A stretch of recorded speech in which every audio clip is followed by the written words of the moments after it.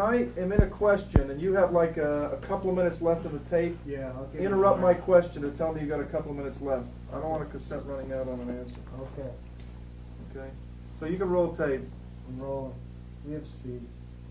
Okay. Just to get a voice check, I'd like both of you to give me your names and your ages.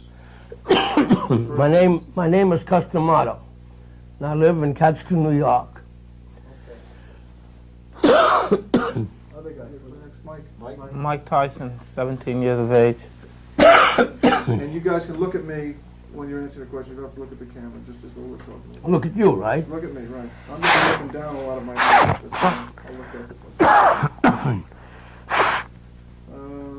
When did you get the pneumonia?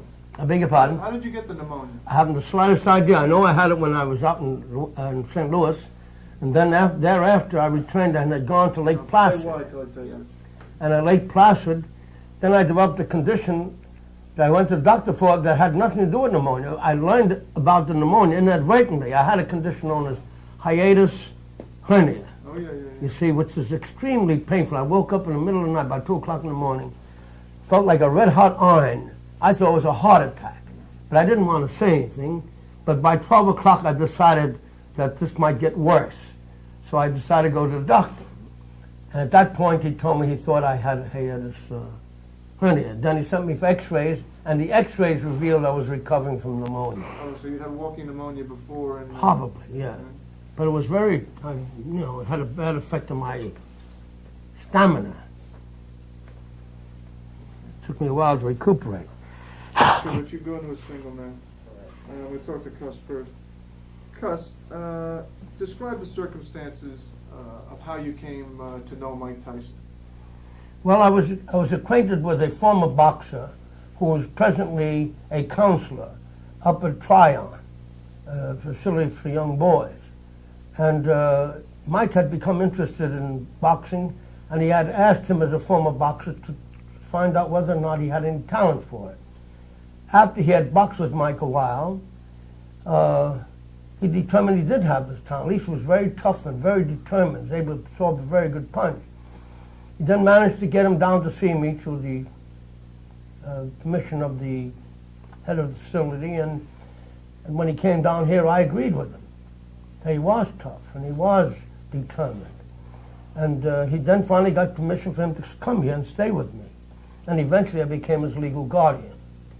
And the progress he's made has been remarkable in many ways because of the fact that he has, because of the interest mostly, has been able to show the type of improvement that reminded me so much of Patterson, who when he was young, about the same age, showed the same type of interest and the same type of motivation and drive, which usually predicts a good fighter, And he, of course, showed a very unusual interest in boxing, inasmuch as he began to read all of the boxing books I have here, all the ring magazines going all the way back, and he knows more about the former champions than I do. People are terribly impressed. Jimmy was, for example, very impressed, because no matter what questions he asked, he had the answer for it. So I think that's all because of the fact he had such a tremendous interest and I think a real dedication and motivation to become a boxer. And because of this reason, he continued and continues to read all of these things pertaining to boxing and the former great fighters who he admires greatly, having seen them in moving pictures. Because when he first came here, when you first met Mike at a young age, anybody who looked at his history at that point would have said, geez, this is a bad kid. This is a rotten kid. He's going to end up, going away for life someplace. When he came to you, was he a bad kid? What kind of a kid was he when he first came here? I wouldn't say he was bad, because basically he had some wonderful qualities. I'm not just saying because he's here. He had some excellent qualities. But then he had the environment in which he grew up with. And this environment, of course, he made adjustments too. And it was difficult now to go in an entirely and completely different environment. And I knew there was going to be a problem in doing this. But I knew that if he persisted, it would happen. And it did, and it has. Give me a deuce. If I do that, that means pull out to a deuce, okay? Right, I got you. A little bit tighter. The deuce should be going a little bit. Okay, now if I go like this, push into a single of whoever's talking, okay? Mike, how would you describe yourself when you came down to Cuss? I mean, where were you headed in your life when you first met Cuss? Well, I could never say I was headed in the wrong direction because I always knew deep inside that something good was going to happen to me. Always was sure and positive that I was going to be successful in something. I wasn't just going to go back to Brooklyn and end up the rest of my life there like most of the people back in jail for the rest of my life or dead. I always felt confident that something good would happen to me.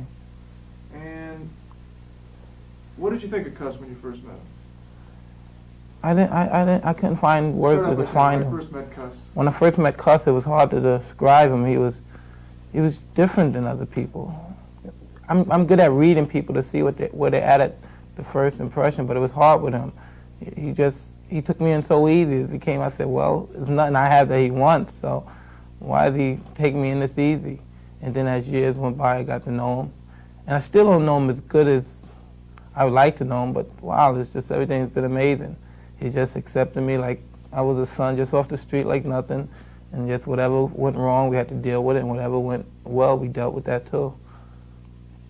Has it been difficult to deal with somebody with such an age difference? No, because he has the heart of somebody 12 or 14. He comes down or goes up. If you're 30, he'll talk to you as a person 30, and if you're 10, he'll talk to you as a person 10. And for little kids like babies, he just don't pay them any attention at all. Cuss, give me a single Cuss. Or no, give me a single Cuss and then pull out after he starts talking. Describe again for me, Cuss, how you assessed Mike Tyson when you first met him. Well, as I said, I saw him box with Start Bob off by Stewart. saying when I first met Mike. When I first met Mike, or I first saw Mike, I saw him in the ring with Bobby Stewart, the former boxer. And though he didn't have skill, he had that quality of determination. And he just kept coming, though he got hit some good right hands on a jaw. I mean, Bob Stewart is a pretty good puncher. But he absorbed them, just kept coming. And that alone told me what I needed to know about him. That he had the persistence and determination, and the rest was my belief that he could learn. What about the qualities as a human? Go back to the single Cuss. What about the qualities, Cuss, as a human being? I mean, a lot of people have skills as a fighter, God-given talent as a fighter, but they don't have the qualities as a human being to be great people. When you saw Mike Tyson, or when you first were around him in the beginning, did you feel he had the qualities to be a good person as well as a good fighter? Well, I felt he had these qualities, but more importantly, I feel that all boys growing up in the environment that he did would require help, patience, and perhaps understanding, because I tried to make him feel, and I hope I did, that I understand this kind of life. I grew up in a tough neighborhood myself, and that all of this could be left behind him if he chose, to become more interested in boxing and help him meet the problems that we'd have to meet and develop the discipline necessary to do this, all of which was pretty foreign to him at that stage. But I depended greatly on how much interest he would have in boxing, thinking that I would use that as a yardstick, because if he was able to successfully adjust and make this transition, I would know really how dedicated he was and how badly he wanted to be a fighter. And then, of course, I realized it. Did you discover it fairly quickly? Yes, I did. And the more I recognize, see, in teaching, I have a different method than most people. See, I don't try to teach immediately. I try to talk to them, make it receptive to what I'm going to say, because unless I have their attention, my words will bounce off them like water off a window pane. So I had to first talk and talk and talk and get friendly and try to get his confidence. And in time, I felt that whatever I would say would have more effect. And of course, always aided by his great interest in boxing, because when a person's interested in something, they're willing to tolerate, any kind of problems that may come up, or obstacles. Go on over to Mike for a second, on a single. Check focus. Go ahead. Mike, did you, Describe your early years for me. Just describe what you went through in your early years. What kind of a kid you were before you met Cuss.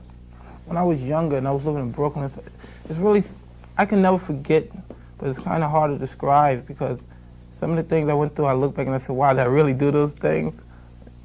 Compared to now.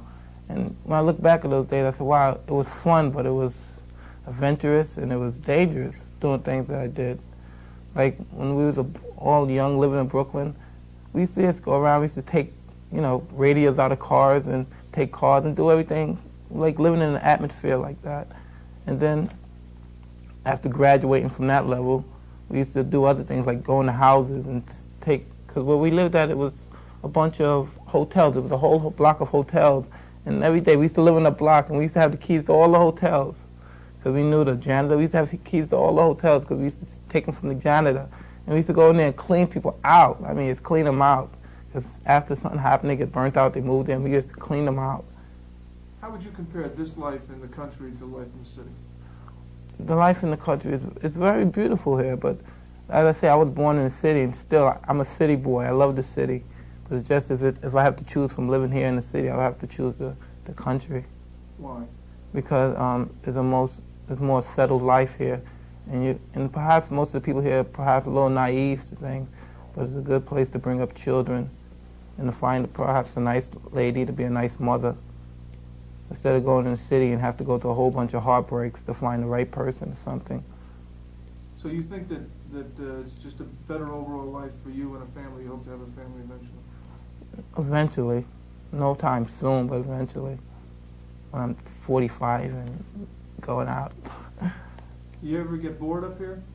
Yeah, I get bored everywhere in life. But you have to think, I have boxing, and just like boxing, when the boxing's involved, you can never get bored. Like some people, they can make love, have sex all day, and they never get bored, and that's how boxing is with me. I just love to box.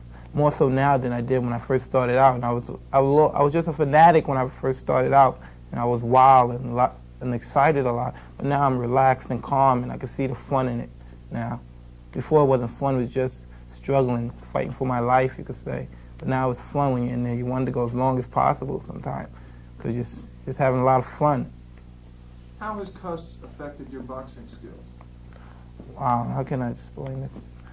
Cuss, mostly it's not my skills, it's just him speaking to me on different occasions about what it's going to take to be a champion, not physically, training and all that. That's just to prepare you, to make your body become hard and ready. But when you train and exercise, mentally it tells you I'm in shape and no one could beat me. I could go as many rounds as possible as the job's necessary and required to go. But other than that, it's just the mental aspect is when he talked to me and developed strong character, and that's the main aspect in the whole game, that develops strong character, because some fighters are not great fighters, they put on great performances and you look at them and you say, wow, he's an outstanding fighter, look at him. But then when he comes up against a person that has good character, it's a different thing. You say, wow, how did this guy beat him? It's unbelievable, just because the other person is more of a man and has more character than the person's just good talent, a lot of performance. Did Cuss help you understand what it takes to be a champion, you think? Yes. Talk about that. Say Cuss has helped me in the area of understanding how to be a champion. And talk about what you said earlier. Cuss has helped me in aspects and believing in myself. There's no way you're going to make it in life, anything. Being a carpenter, being a marble collector, you have to believe in yourself. And most likely, a lot of people became famous and believed in themselves, and then mostly it was forced belief. It wasn't really true, but it's just the idea that they believed in themselves. And now I believe in myself, and everything I believe in myself is true because I know I'm the best, and everybody else knows too. People knew I was the best before I did, and that's a little ridiculous. So it's about time I believed I'm the best. And now that I believed I'm the best, that's when it became fun.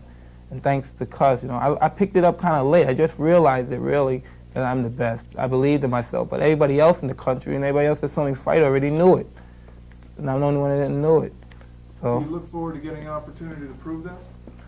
I like proving it. I like going in there, proving it now that I know it.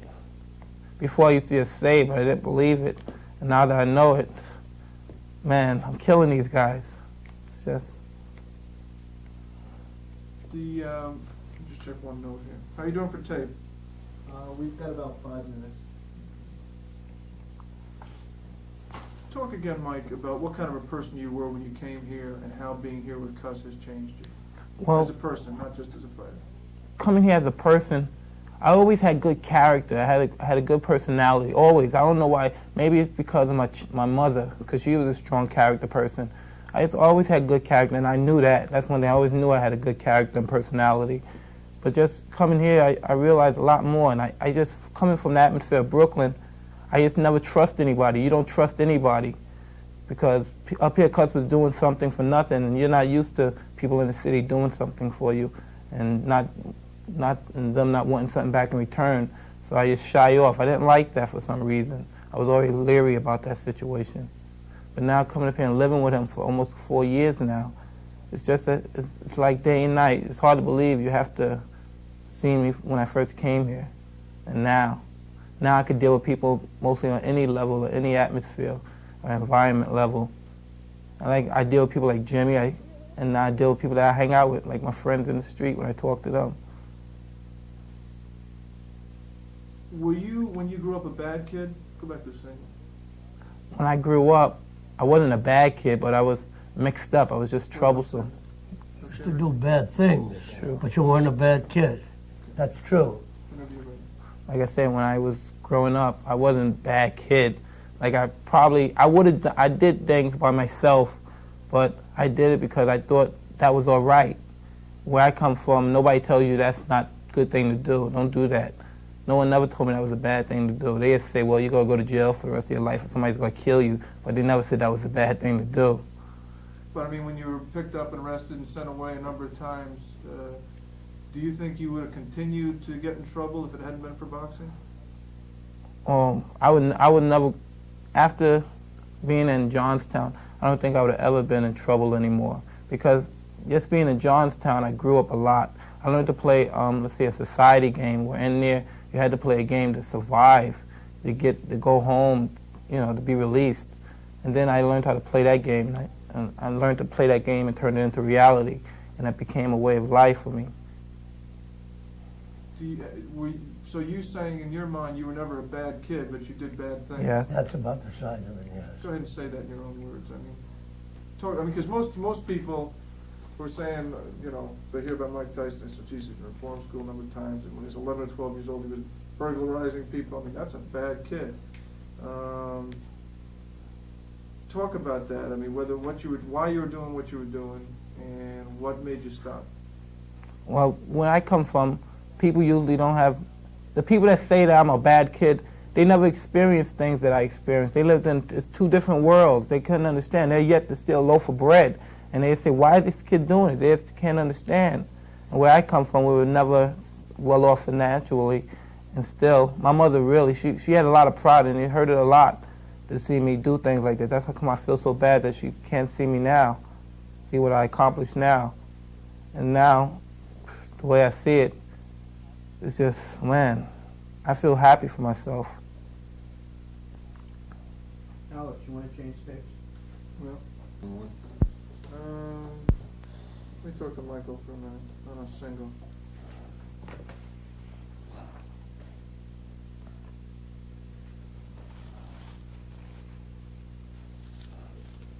Michael, talk about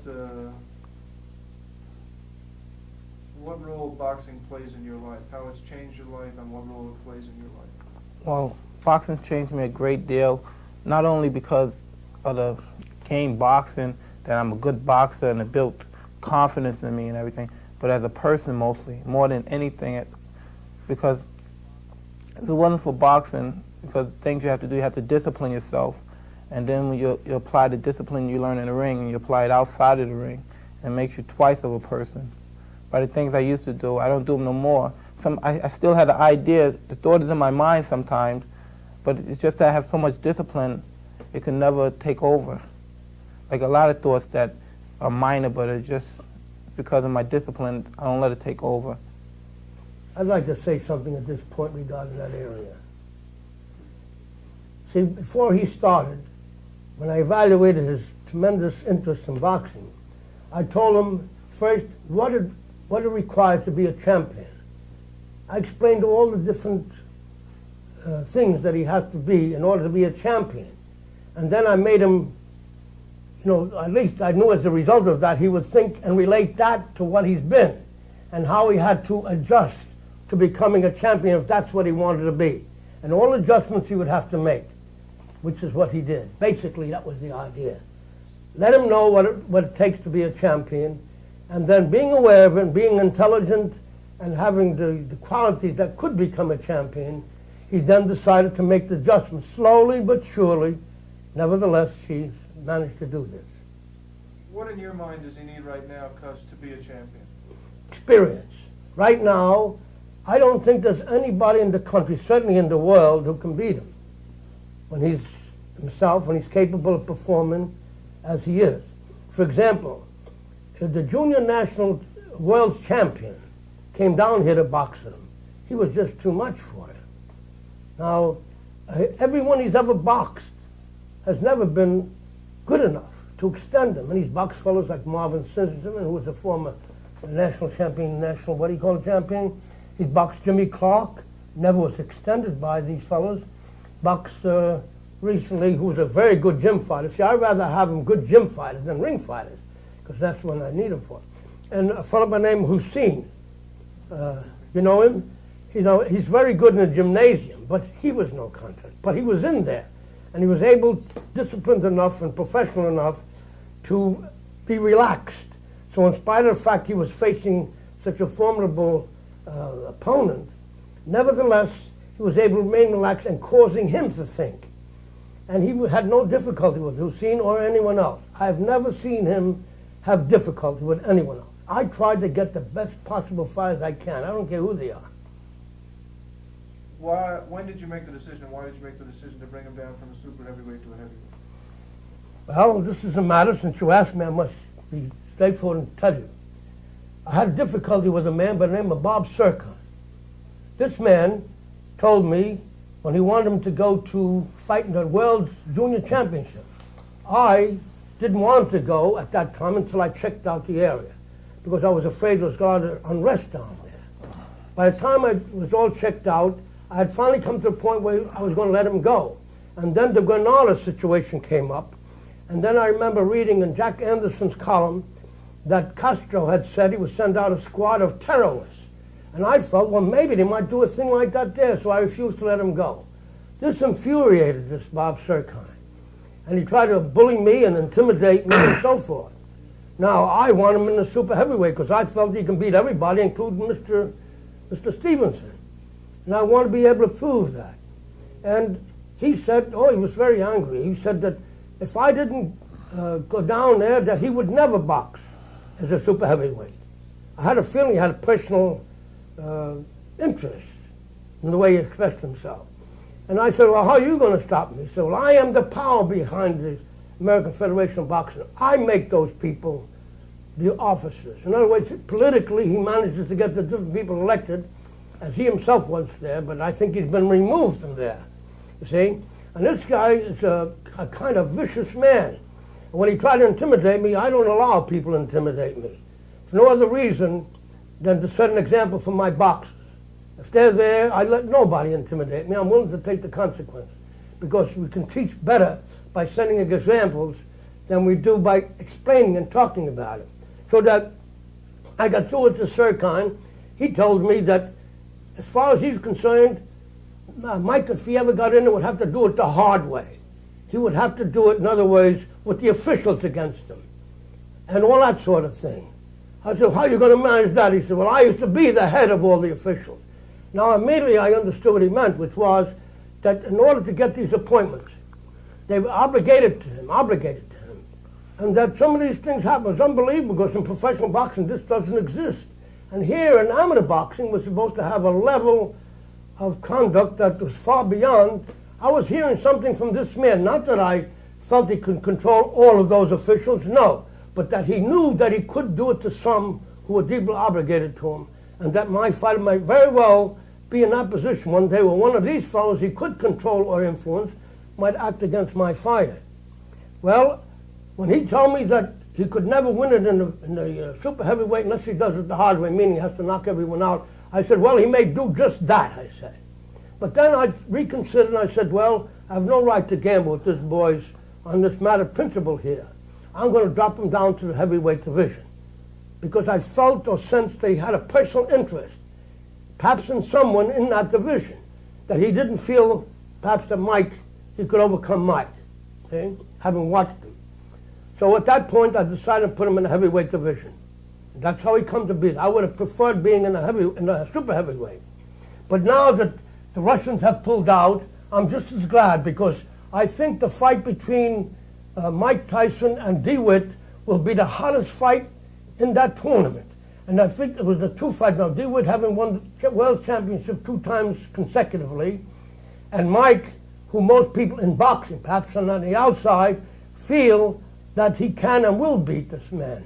And I think by the time the fight time comes, that the interest will be to a high pitch, and they'll come out of that tournament being the outstanding fighters, no matter what the outcome. Show me Mike. Shoot him a little tighter. I know he's moving, but shoot tighter. Just single with Mike. Am I being too lengthy in my statements? No, Oh, just say what you- because I didn't know how to explain it any other Explain way. That's all right. I know the story anyway, but I Oh, want you to do? All right. I didn't know that. Oh, Mike, is it tough for you to make 201? It's just recently getting tough for me to make it. Before I used to make it, I used to cheat on my diet and still make it very easily. Just recently, it's becoming hard because I'm getting heavy on weight. I'm growing. That's what I say. I'm just growing. I don't know why. I grew probably 3 inches in the last couple of months, and I'm just getting taller. you're not 3 Bigger. inches tall. Huh? I don't think it's. I don't Yeah. I'm 6 foot now. You're 6 foot, but you were I don't know. I was 5'10" then. 5'10". Yeah, I think probably. Yeah. Do you think you're going to continue to grow? Yes, I'm continuing because after Olympic Games, I'm gonna get as heavy as possible. I'm Well, fighting you're in the gonna be. heavyweight division. You're gonna be and have your natural weight. That's what Yeah, you're I'm gonna doing. be in great shape always, but I'm just gonna go to the highest weight that is comfortable for me, Well, what do you think that is? What do you think? 215. Because I came all the way down from 215 to 200 pounds. But you look good at 200. Yeah, I look good at 215 too, though. I never saw you fight. Well, see, actually, I'd like to elaborate on that. See, he was a growing boy. As a growing boy, and he had a tremendous appetite, tremendous. And I felt that the appetite was necessary because he had to feed the growth that nature was preparing him for. And the more he ate, the more he grew. So I never discouraged that, encouraged it. But when he reached the point where he had to make the weight of 200 pounds, then he cut down on his eating. And this is why he's been able to make the weight. But of course, once he gets to be a super heavyweight, or the tournament is over, then he could eat as he normally does. Do you feel quicker? Let's say in the deuce. Do you feel quicker at the 200? I feel the same as a super heavyweight. It's just that for some reason I feel like I'm a piece of paper at 200 pounds. I feel so light at 200 pounds, but I just feel it's quick. Some people say I look faster, but they say that because I think it's their imagination playing games with them, because they don't know what else to say. They can't say anything because I'm improving. They say, well, since he dropped down in weight, he's gotten better because of the weight, but they can't see that I'm just a more schooled fighter than before. Very good observation. It happens to be true. I agree with him. Give me a single of Mike. Mike, why do you watch old-time fighters? Because that's where boxing Start starts off by saying from. I watch film. I watch all the old-time fight films because that's where it starts. I don't only watch old-time film. I watch all the greatest fighters that ever lived because that's what I have upstairs. I have all the greatest fighters that ever lived from the period of the beginning of the century to 1965. And they're all the greatest fighters, Ike Williams, Johnny Kelbang, Panama Al Brown. It's all the greatest fighters that ever lived. Henry Armstrong, Just the watching one them. and only. I get a kick out of just watching these guys fight because you can't imagine from the turn of the century seeing a fight ahead of his time. It's just like watching, watching a fight, one of our great fighters nowadays back then, and it looks so much because the great fighters nowadays, for some reason, it's hard for a fighter to develop character and strong discipline. I don't know why. Probably because it's the fast times, the 80s, everybody liked going out partying and everything. But back then, you watch a character and a great fighter doing his job, and it's just amazing.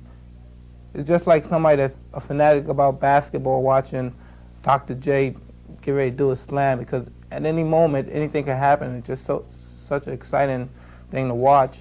And you watch these guys, and they do moves that you wouldn't believe. And you see why all these old coaches, where they get them the strategy from watching the old fighters back in their days. And that's where I see a lot of coaches, they talk this and that. Then I watch the film and I see where they get it from. But still they can't, what can I say? They can't get it across like the fighters do it themselves. Only one I see that could do that is Cuss. He's the only one that could get it across. For some reason, I don't know why. Maybe because he's right in on the subject back in those days. Because he used to tell me about he watched these fights. But I couldn't believe him. Because I said, how could a fighter back in 1922 fight so great? And then I watched, and then I just couldn't believe it. Just to see this guy, Panama Brown, probably 6 foot tall, it looked like, string beans. It's hard to believe. It's just, and he was a marvelous fighter. I never saw a fighter fight as good. He's the greatest fighter I ever saw in my life. And I have fighters that I just can't believe. He's such a great fighter for the turn of his century. He's probably 50 years ahead of his time. If he was fighting now, he'd be the champion today. What have you yourself learned from watching the films? I don't learn most. I just learn the character of watching the fighter. That's what it really bases on. You watch the fighter itself. When you see a fighter fighting there when his nose broke or something, and he could have just easily quit, or else he's been down 7 or 8 times. He could quit, and everybody could have, they could adjust to that. Well, he gave it his best. He's been down. There's nothing he could do. But just because of the inside character, he knows he could quit. He doesn't have anything to prove, but he just continues because of his character. That's the way a fighter should end his job, on his back, until he can't do nothing no more. See, people nowadays don't realize that. They say, well, get the money and run. But it's not all about that, because when you have the money, people, when they make money, they feel secure. Well, I got the money and ran. But it's not like that. You have to give out what you got. And you got the money, you got to give it 100%, even if it matters being in one of those positions when you're on your back and can't get up. You just gave it your best. A matter of personal pride, which is what he builds up. He builds up his pride, he builds up the level of performance to be consistent with the pride that he feels in himself. And also the fact that these great fighters of the past, who he admires so much, and I tell them that there's no reason why he can't be even greater than those people. Because if his interest allows, and his will and ambition and his dedication is great, this is very possible. Because no one knows what perfection is until he achieves it. And from that time on, perfection is no longer perfection. You now could see beyond what we accept as perfection and be able to recognize a greater performance or greater talent. Because I don't believe in perfection at all as such, as a continuing factor. It's a relative point where a person, once he reaches it, he then is able to see further ahead than he was able to see before he reached that point. And then if he has the drive, he becomes what he wants to become, because now he sees the possibility of doing it. How are we doing for tape? We've got about 5 minutes. Give me a single of Cuss and be prepared to pull out your deuce.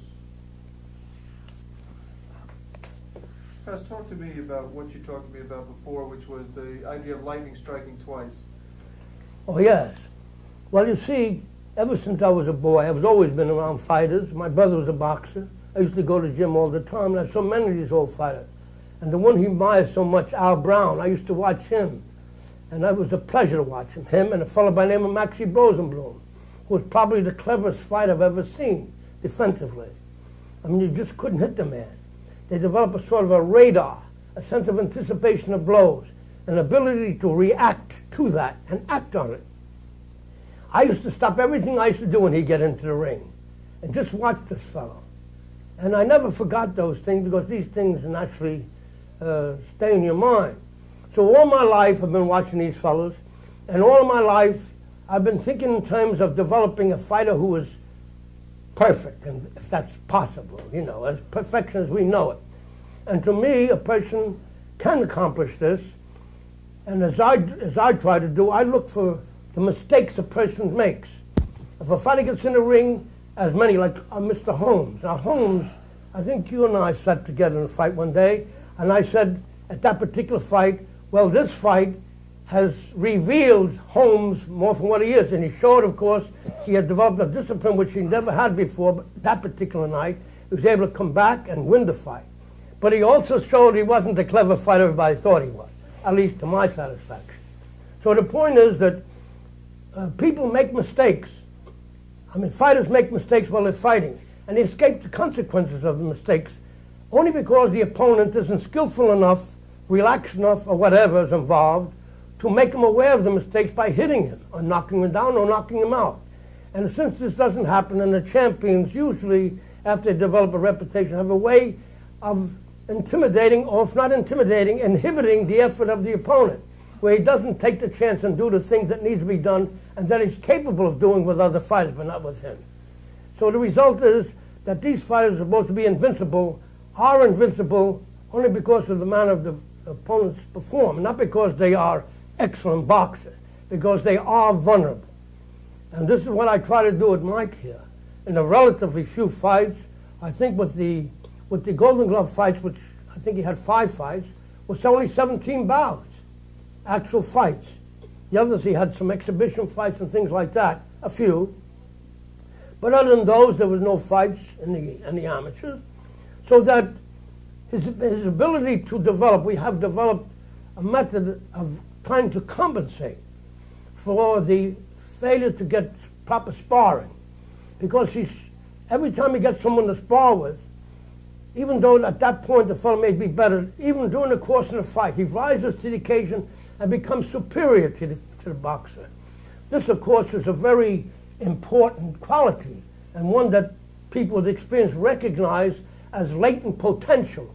The fact he's able to do it, even may do it in a crude manner, and not be able to perhaps have the smoothness. But the quality of a future champion was always there, and I recognized this.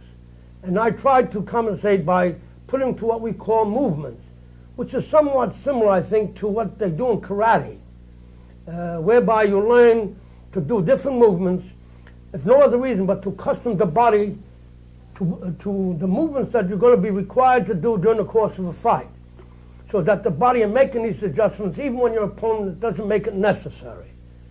So by doing this and acquiring this and getting it down perfectly, and it's unfortunate at this moment that we can't give a demonstration of it, but you would realize how remarkably coordinated he is. He does it with lightning speed. He can strike a blow, and that split second it takes to be at your side, and almost to the complete surprise of his opponents. For 2 things, not because he has tremendous speed, but he also, and the coordination, but he has an almost, I would say, an intuitive sense of timing, an intuitive sense of anticipation, which usually comes after at least 10 years of professional fighting, usually. Because in the old days, they used to fight very often and box every single day, so that whatever qualities you had would be developed, so that not only the people around you, but you became aware of them as well, because most of these qualities are latent. Now, when we start with these fellows, like we start with Mike, as I said, I don't start teaching them until they become receptive to what I'm going to say. And by that I mean, I do a great deal of talking, trying to find out what kind of a person he is. And I know that a person, for example, we are today a sum total of what we've been. Every act and every deed we've had makes us what we are today, good or bad, you know. So in his case and other cases, what I do is talk and try to find out how many layers I have to peel off of him, of experiences, detrimental and otherwise, till I get down to the man himself, and then expose that so not only I see it, but he can see it. And when that happens, the progress begins from that point on, more rapidly. When you, Alex, I have to change tape. okay, Ready, Alex? okay. We got 6 Lean tapes. forward, that's it, just the way you were before, Cus, that's good. Okay, pan left a little bit. Okay. You talked about you have to peel away the layers. That's and right. find out what's making somebody tick. When you peeled away the layers on Mike Tyson, what did you find? I found the qualities that Start by saying, when I peeled away when I peeled away these Wait, layers, no, don't get my voice on, let me finish, go ahead. when I peeled these layers away on Mike Tyson, I found what I thought I'd find. A person of basically good character. A person who is capable of doing the things that are necessary to be done in order to be a great fighter or a champion of the world. When I recognized this, then my next job was to make him become aware of this thing, of these qualities, as well as I. Because unless he knew them as well as I did, it wouldn't help him very much. So I had to make him aware of it, and how I did that was by constantly bringing to his attention the different things when the time as they developed, different things that bring to his attention, little incidents or whatever, which would tend to reveal himself, so to speak, to himself. And only by letting him know that he had these qualities and he had these abilities and potentials would enable him to get the real solid, deep down inner belief in himself. Because for a person to believe something with which that he could never back up, well, it's not stable enough. We have to give him reason to believe in himself in order to believe in himself. And in the process of giving him the reasons for him to believe in himself, he does, in fact, after a period of time, recognize these qualities do exist, and therefore he has reason to believe in himself. And the act of doing the technical part of it is relatively simple. As he brought out so well himself, the ability to apply the discipline, the ability to do what needs to be done, in my opinion, is the definition of a true professional. And not because a man holds a professional license. A man who's able to do what needs to be done, no matter how he feels within, is a professional. He does what needs to be done. And I think that Mike is rapidly approaching that status, that important point, which I consider he must do in order to be the greatest fighter in the world. And for all we know, barring unforeseen incidents, and if this continues without any interruption, I'm going to say something that most people think, well, he's a biased person. It's entirely possible that if we get the sparring and everything else that goes with it, whatever he requires, he may go down in history as one of the greatest we ever had, if not the greatest that ever lived in his division. Because this fellow has extraordinary ability. For example, I know nothing about basketball, and at the time I saw him do it, he wasn't a big fellow. I mean, I don't think he was over 5'10", but he could take one leap, as I've seen professional players doing, put the basketball right in the basket. I never knew he could jump that high. And he does it so easily, and he does it consistently. So all the different things that he was doing, to have different methods where I determine what type of coordination he has at the beginning. And while it used to go off balance a great deal, that's because he was unaccustomed. But in time, after taking these tests, I knew that he was very well coordinated. And with practice and as he adjusts himself, he demonstrated exactly the type of coordination he has. He's able to throw a punch, and as he throws the punch, like lightning, get right next to you, to the side of you, and any punch that comes hits where he was and not where he is. And in that position, he can let a bomb go without any inhibitions whatsoever, because many times people, as you may have seen in fights, are able to punch, and for some reason when a punch is thrown, it doesn't have the effect. That's because he's inhibited because of the possible feeling he may have that the opponent may counter him. So to that extent that he has this feeling, the punch and the power is inhibited. But we teach him how to get yourself in a good punching position. So when you let the punch go, you're not inhibited. And you're able to let the punch go at the full power that you're capable of. He has acquired all this, which may very well have done all of these things, all of them. But of course it would take him a great deal longer to do it. Because being talented and having such great potential, I believe that it's possible for a man to accomplish it. Only would take him many, many years to do it. And with the help and the guidance and the instructions, he's able to do so much more quickly. I don't know of any fighter in all my experience, and that includes Patterson, who was an exceptionally talented fellow, much more than history gives him credit for. I believe that I have never seen a fighter who can make the adjustment on so little, so rapidly, and do so much of it, and develop the talent so greatly. I have never seen a fighter like Mike. And I've watched fighters, and I'm always very curious. I ask fighters or their trainers, mostly the fighters themselves, questions about themselves. I ask them, how did you know when that punch was coming, to move or do whatever he did? He said, I don't know, I just did it. Well, I do know that most fighters do things intuitively because we all know so many more things than we realize we know until we're confronted by a situation that requires the use of that particular knowledge. And suddenly you do the right thing. And often when I'd be involved in a situation like that, I would say, what made me do that? I try to understand what motivated him. And then I would think back maybe many, many years when a situation happened that involved the same principle. And just like that, you do it. And you see, we gain them, we learn from these things. These are things I try to teach them and try to have them learn. Not that they wouldn't learn by themselves, but they'll be able to learn more quickly, sooner, so that they'll be able to make use of it sooner, at the time that they need it, which is now. Mike, lean back a little bit and look at Cuss. Close your mouth just the way you were. Okay, that's good. Can you give me a single of Mike, just for cutaway? Cuss, lean forward the way you were. Okay. Want me to lean forward? Yeah. All right. Wider, a little bit wider. Wider, wider, wider, wider, wider. Okay, stop.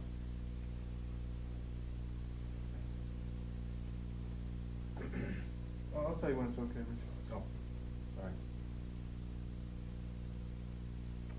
Just want to lock it off the stage. Okay. Give me a single of Cuss. And let me talk to Michael first. I'm sorry, give me Mike.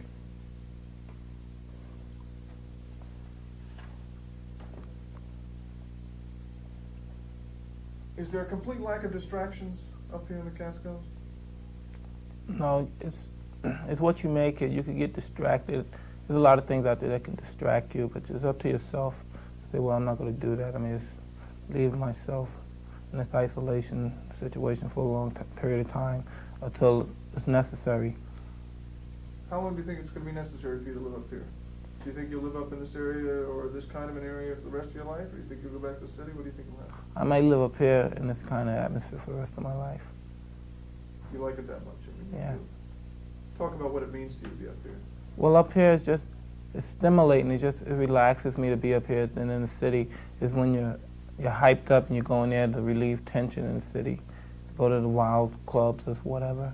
But up here is just a nice place to enjoy the sightseeing and look at the beautiful lakes and everything, to breathe the good air. You know, it's basically good people up here in the country. You don't have to go to the city and meet the louches that's down there. Do you think it's boring? Up here? Well, it's what you make it. If you want to make it a boring situation, or you could just have a good time, make any little thing a good time. That's what I basically do. Do you pat on yourself after any fighter? Do you consciously say, after watching the films, I want to throw a right hand that way, or I want to do this that way? Do you take things from different fighters? I do it, but it's just so many great fighters that I admire. It's hard to just say I want to be like him or be like him. I feel like when I do that, even though most of them are dead now, I feel like when I say this or that, or when I look at a magazine and I say something about him, and I cut out one magazine of a fighter, and then I cut out, and I see another fighter there, I cut it out, even though they might think, oh man, they might think that I'm jealous of them or prejudiced of them, so I cut it out anyway and put it on there. May I add something here? See, I tell him in regard to how whether or not he imitates other fighters. I tell him, look at all fighters. Eventually, a particular method and a way of doing it that'll be consistent only with Mike Tyson. Eventually, there'll come a point, perhaps with all these different things he's watched, and his mind and intelligence will have molded a particular person known as Mike Tyson, different than everybody else, whether he looked at him as much as he did or not. Eventually, the person that emerges will be Mike Tyson and nobody else. Why am I getting lights when I do that? Oh, am I hitting the lens? Your finger. It's the lens. Yeah. Yeah. The lens is where? Here. Right there. Yeah, okay. I thought I was getting a light. I did one and I thought I saw a light. I mean, I thought I saw a shadow. Wait a minute. Why would that do it? What did I just do there? Oh, there it is. I'm in the lens here. That's what it is. The lens is out here. Okay. Did I try before to go like that? Okay.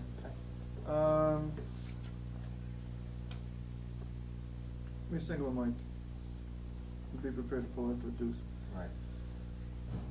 Mike, how does Cuss teach? What is his teaching method to teach you boxing skills? And maybe skills as a human being, not just boxing skills. Well, he just teaches Say you. Cuss. Start by saying Cuss. Cuss just prepares you. When you come into the gym, anybody, and he doesn't expect for you to be the world champion.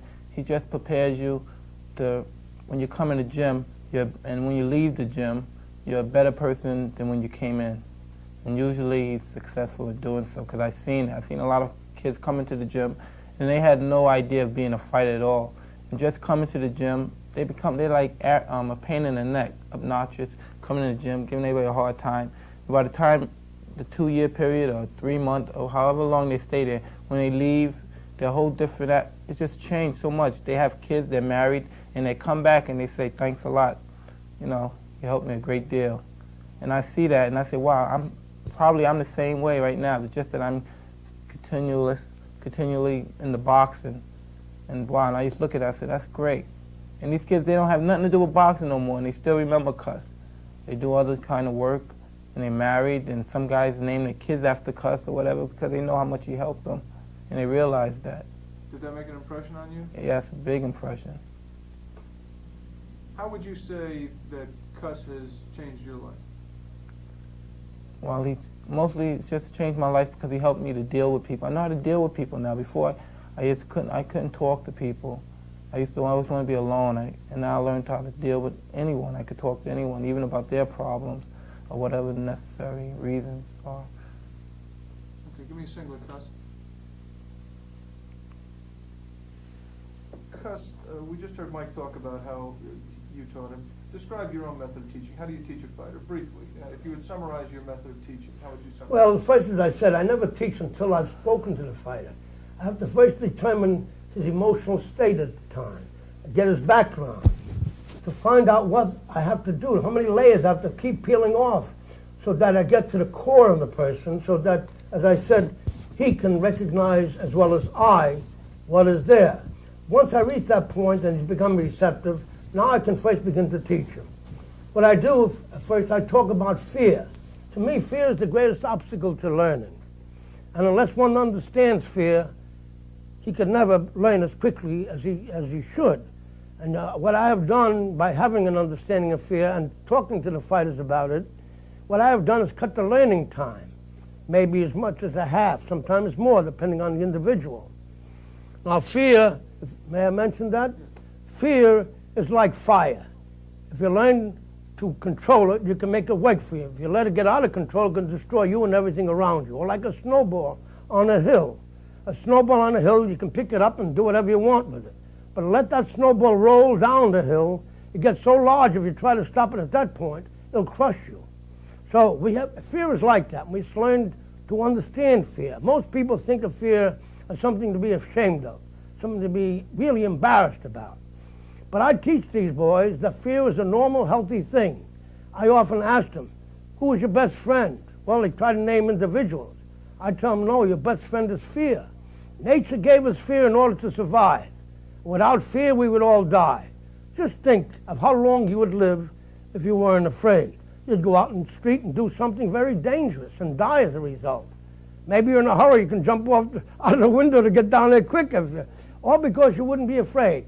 So nature gave us this fear, and I often give the same example of a deer crossing an open field, and upon approaching the forest, instinct tells him danger is there. And automatically, the desire to live, to survive, comes to play where the adrenal gland injects adrenaline in the bloodstream and enables the body to perform extraordinary feats of agility and strength, where the deer normally would jump 15 or 20 feet. With the adrenaline, the first jump may be 40 or 50 feet, enough to get it away from the immediate danger, and then the natural asset of speed will help them escape and survive. This is a basic way of how fear helps you live, why fear is your best friend. Now, the same thing happens to humans. I'm sure back in the days of the cavemen, where they were dangerous, and life was dangerous. Maybe they lived in the caves and built a fire or something to keep the animals away. But eventually had to go out into the forest and get food. And that person who was able to go out with the club or whatever else he had, carefully go into that forest to avoid and anticipate all possible dangers, and then manage to get food and help his family survive. And the person who failed in the process naturally died. But eventually it would be those who didn't fail, who were able to teach their children, whoever they had to teach, to do the same and benefit their experience. So the cumulative experience enabled them to face the conditions to help them survive. Well, I believe that this fear is what enabled them to do it, the discipline and the control of this fear. Fear lends sharpness to a person. Fear makes you keen and sharp. Without fear, as I said, the things would happen and be too late for you to do anything about it. I also take these boys to step by step as to how they're going to do what they're going to do eventually.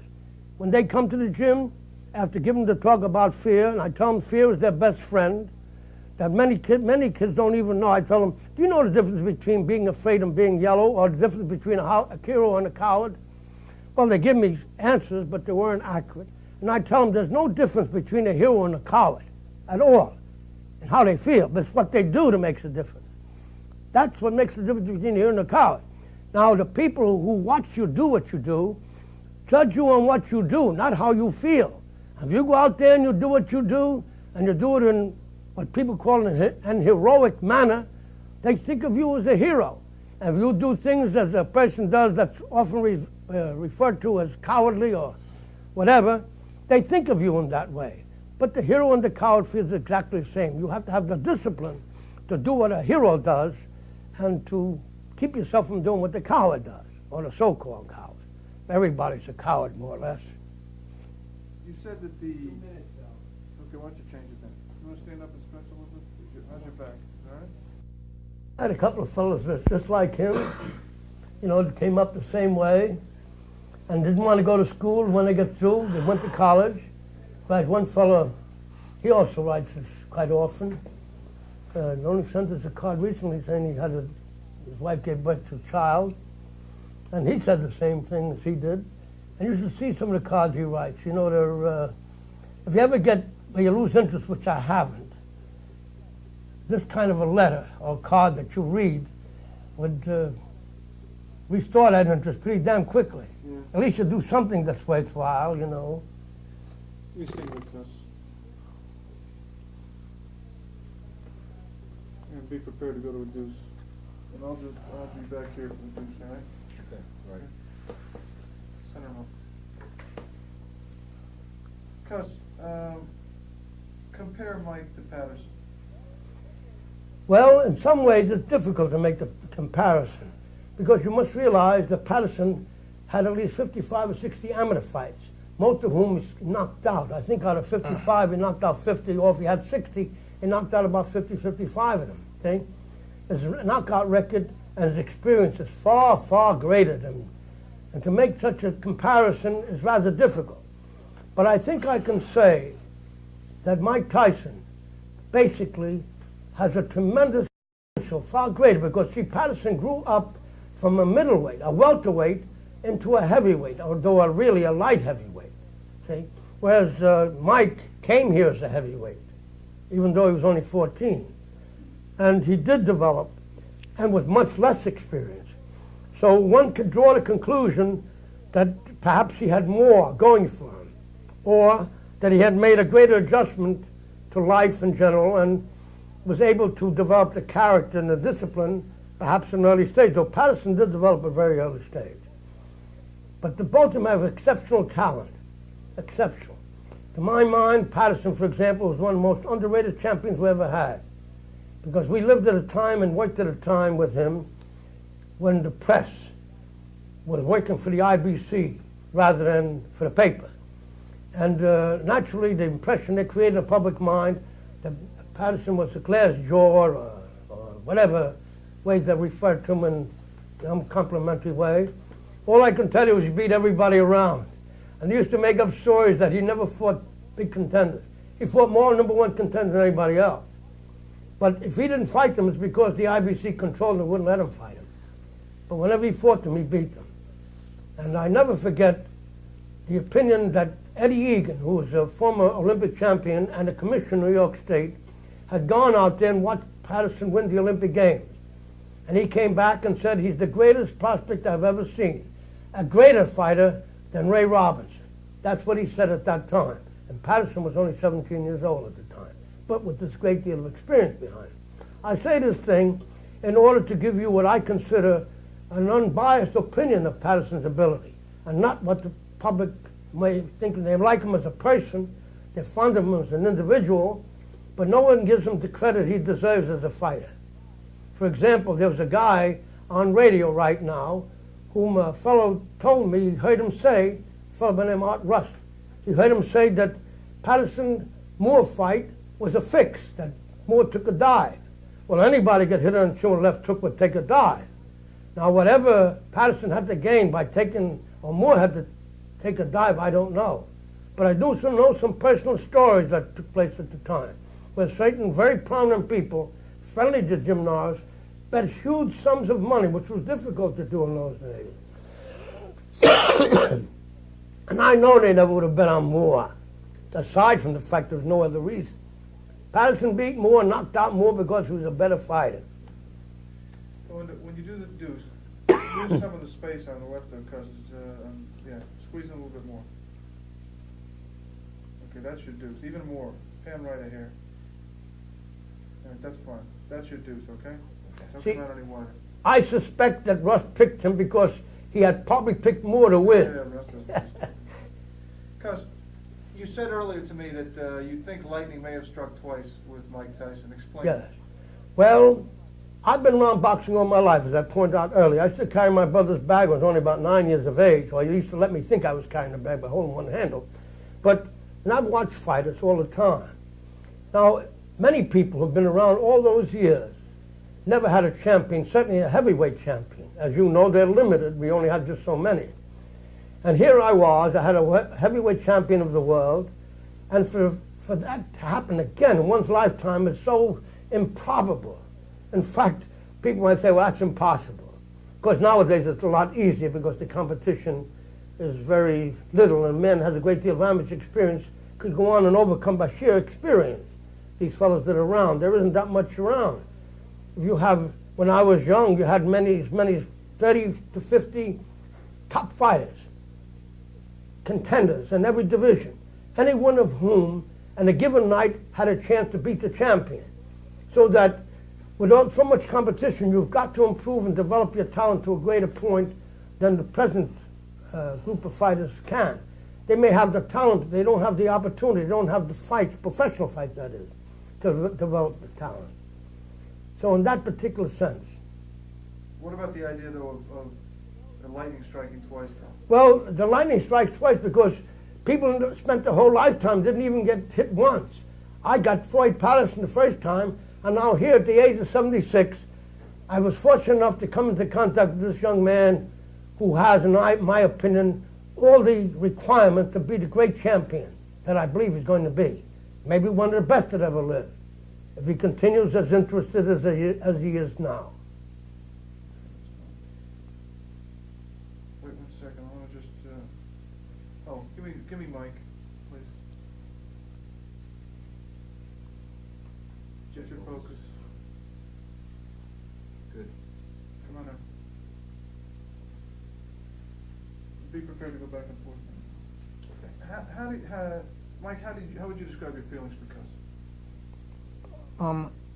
It shouldn't be hard to do. He's like my father. Besides, I never look at it, even though that's the way it is, I never look at it as he's my trainer, my manager, all that. I never really think of that too much. I just go about the way that he has his feelings towards me. And it's like a father and son relationship, and that's mostly what I'm based on. You know, even though he is my manager and trainer, sometimes I forget that because of the way we are.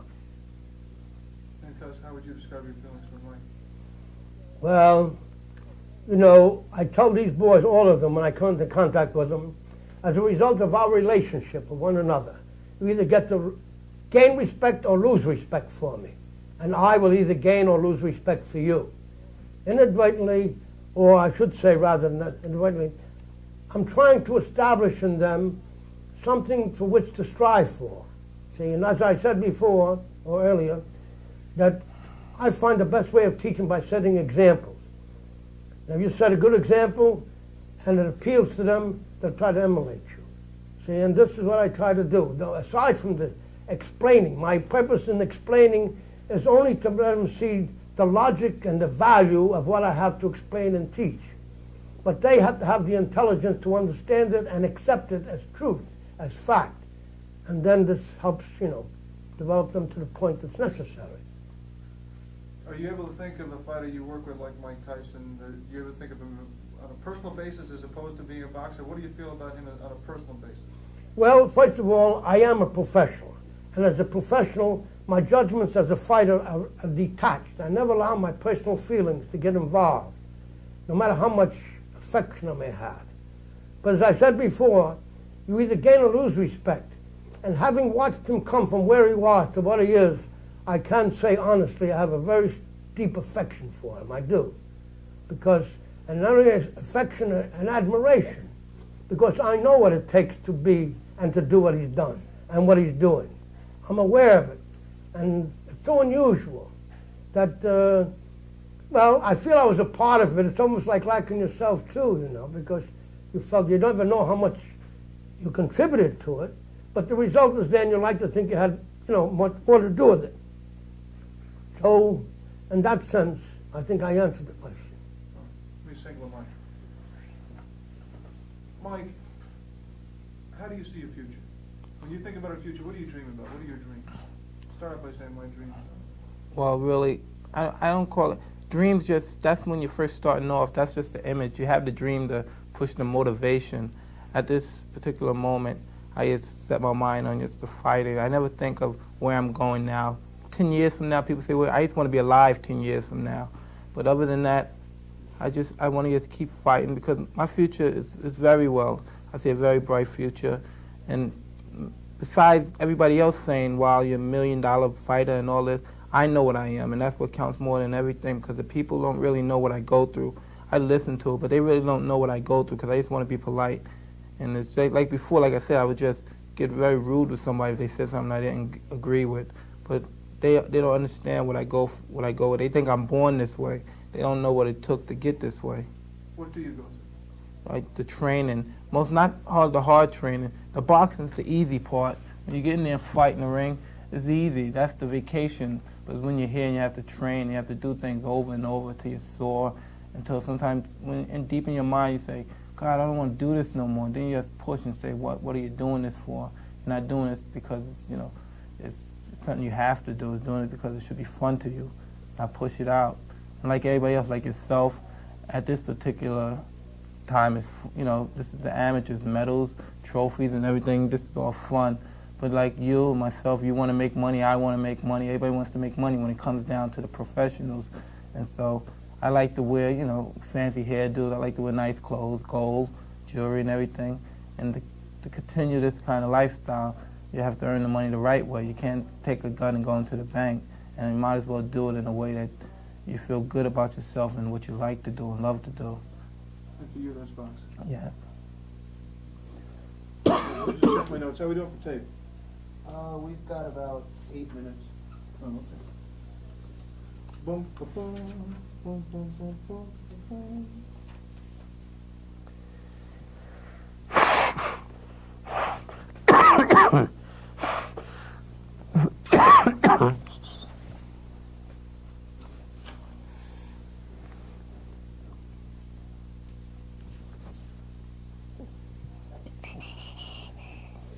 Cuss. Give me a single cuss. Is it, just briefly, is it tough for you as a man of 76 years old with all the way things have changed in the world at large and in boxing specifically, is it tough for you to work with a 17-year-old kid?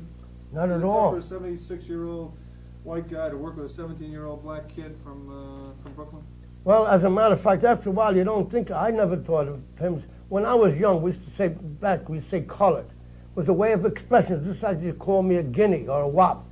But I never took offense in anything they said, except if their tone. If, by the way they said it, trying to disparage me, they don't care what they called me, I would get angry. See? So we never took these things, and I never think of him as black or white, or colored or whatever. To me, he's my boy. He's with me. And for that reason, I just accept him that way. And I think the same thing applies to everybody in the house who lives with him. They all accept him as he is. No, I don't think anybody thinks of him, and I don't think he thinks of them as white or colored, not anymore. I don't think he does, although I never asked him. I think he just feels that he belongs here and they belong with him. He feels a personal relationship, which is what I wanted him to feel all the while. But this is something we have to be what we are in order for him to feel that way, because he's very observant, very intelligent, and very perceptive. So it takes a consistency and a true deep down in the belief in these things in order for him to be convinced, because any area of doubt would have prevented him from feeling what way I hope he feels, you know. How do you feel, Mike? This is my family. You know, I deal with it as family.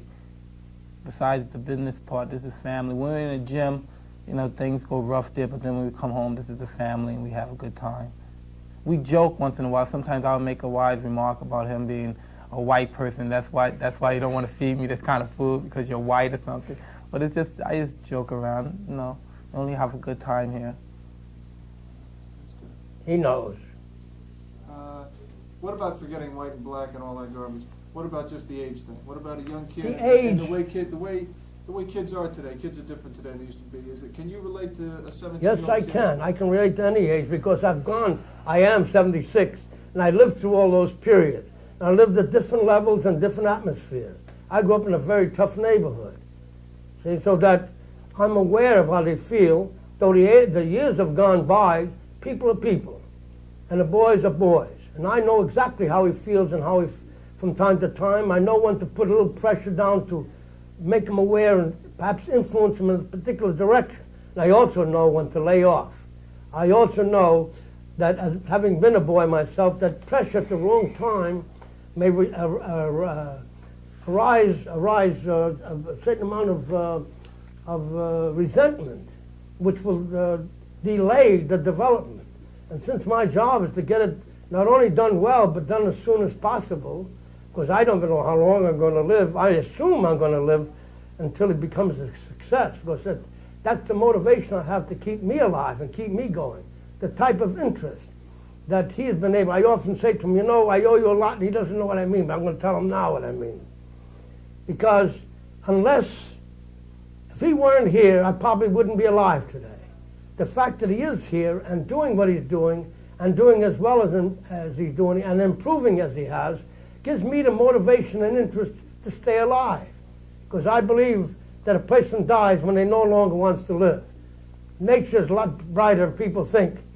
Little by little, we lose our friends that we care about, and little by little, we lose our interest, till finally we say, well, what the devil am I doing around here for? We have no reason to go on. But I have a reason with Mike here, and he gives me the motivation. I will stay alive, and I will watch him become a success, because I will not leave until that happens. Because when I leave, he not only will know how to fight, he will not only understand many things, but he'll also be able to take care of himself, because I have good friends like Jim Jacobs and Bill Caton, who are thoroughly and completely honest and competent in every area, who will, I know, continue doing what I have done, and probably a lot better than I've done it. And I know these things, but nevertheless, I have to do my part to keep going as long as I can. And I will do that. And you mark my words, I will live to see him become a success. Mike, do you ever feel, go to Mike, that you have an obligation to succeed for Cuss, not only for yourself, for what he's given to you, that you have to succeed for both of you, that you're working for both of you? Well, similar. Hold on a second. Yeah, we're gonna have a battery change coming up in a little while. Okay. Go ahead. All right. Something similar to what you said there. We never look at it as obligations. We just look at it as a part of, we're a team and we work together, and you do your job just as well as the team is doing their job, and everybody do their job at the same level, and it's a foregone conclusion. We can't fail. Sure. I don't feel sorry for him because he's 78 years old, and he doesn't feel sorry for me because I'm 17. I go through a lot of pressure. We just do our job, and that's it. But do you want to succeed for him as well as for yourself? I Do want you to want to succeed for Cuss as well as for Mike Tyson? I just want to hold up my part of the team, and that's succeeding and making everybody happy. What will it take to make everybody happy? What do you see as doing the job and holding up your part? They do my job inside the ring, and they do their job outside the ring. That means to continue winning as I've been doing. Okay, that's good. Let me just look here for a second. Go ahead and change your battery if you want. How much tape do you have left? We got 1 minute. Change it.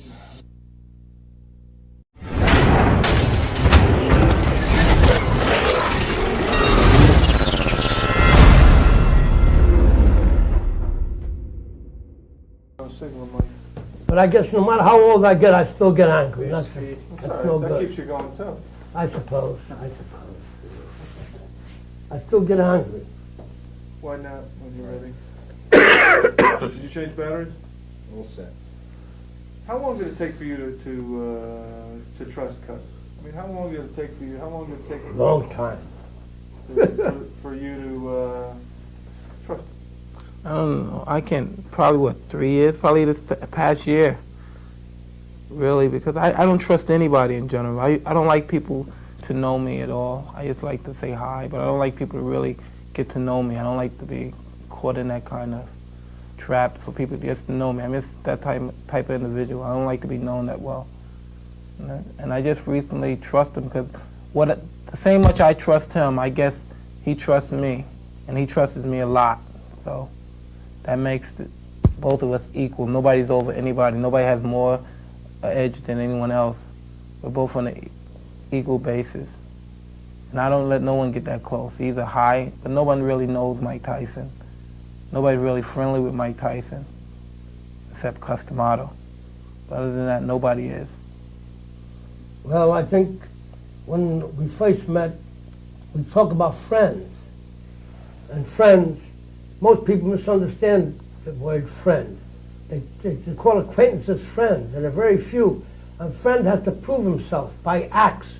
You may know a man for 25 years, consider him a friend, and then a situation develops, and then you know that he wasn't your friend. That a man has to be put in a position that when things happen, that his actions prove he's a friend. Just by not saying it, but just his actions. And I try to make them see that, to understand that, so that at least they think about it and observe. So when things do happen, they're able to recognize by the actions that they have a friend there. And it must be consistent. And this helps a little bit too. Okay, that's good. Now let's just get cutaways. Mike, Cuss, you look at Mike. Okay. Just stay there, that's right, just like that. Okay, now a little bit wider. That's good. Smile a little bit. Why? Yeah, you. Oh. Okay, that's good. Okay, Mike, lean forward like you were leaning before. That's it, and look at Cuss. Okay, now look serious. Not too serious.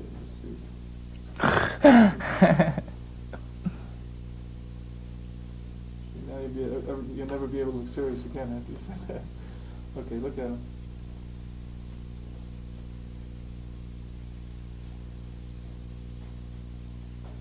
Okay, lean back, Mike.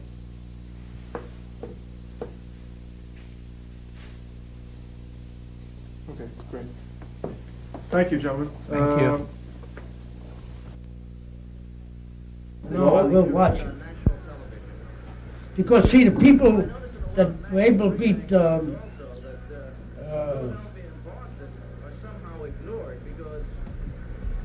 the name of the guy? No, the other guy. Briscoe.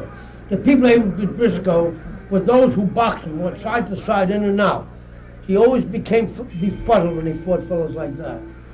But anybody who fought him head on always lost to him, huh? Hagler fought well in this fight. He must have. See, he outboxed him. But if he stayed there with him, he would outgame them. And his will and determination and the constant forward aggressiveness always managed to take the starch out of his opponent. See, that's what they had to do, the punch and move, punch and move. Anybody stayed there and punched with him, eventually lost the fight. Did you see when he fought Monzon? I think I did. What kind of fight was that? Well, the same kind of fight, only he kept on Monzon. Monzon didn't move from side to side. My recollection is those are vague ones. But Briscoe kept coming all the time. Now, this was another reason why I didn't have the high opinion of Monzon that everybody else had, was the Briscoe fight, and the manner in which he reacted to that type of fight and that type of opponent. Because he didn't perform in the manner that he appeared to be against the Griffith or one of these other fellows. He doesn't look all that good here, Briscoe. Well, Briscoe didn't have to look good. His ability was, and his determination, his constant forward movement, and his aggressiveness, and an ability to absorb the punches without giving any visible effect of them, you know. That was the main reason. There was no visible effect of the blows, and no matter how solid he was hit, Hagler's fighting very well here. yes, he is. He fights better here now than in a couple of his fights. Well, you know, he was a younger man and full of pepper. He hadn't become champion. He was on the verge of being champion. He felt he could have been champion if he got the chance, and was left to fight fellows like Briscoe and others of these fellows who gave him a hard, Yeah, this guy gave him a hard fight. competitive fight. Yeah, competitive. So you'll notice one thing. Any time you're fighting a guy who's determined and competitive, stays right in there, he doesn't have to be a really good fighter. A really good fighter to give you a hard time. See, just the very fact that he's determined and aggressive, which if you think back, you've shown yourself many times when you're aggressive and determined, how you reduce those fellas in a relatively short time, because they weren't professionals, but you were able to do that. Well, Briscoe did that over a period of rounds. Usually, toward the end, he would come on. and Hagler's win the not fight. moving. He just stays Yeah, right no, there. he always has a harder time when he stays there and punches with Briscoe. Briscoe always looks at his best. In fact, I don't recall having watched him lose a fight, though I didn't see a great many fights of his, where his opponent mixed with him that he didn't win, or that it was very, very close. Invariably, people that beat Briscoe were people who boxed in and out, side to side. They always beat Briscoe. He never could cope with that kind of a fighter.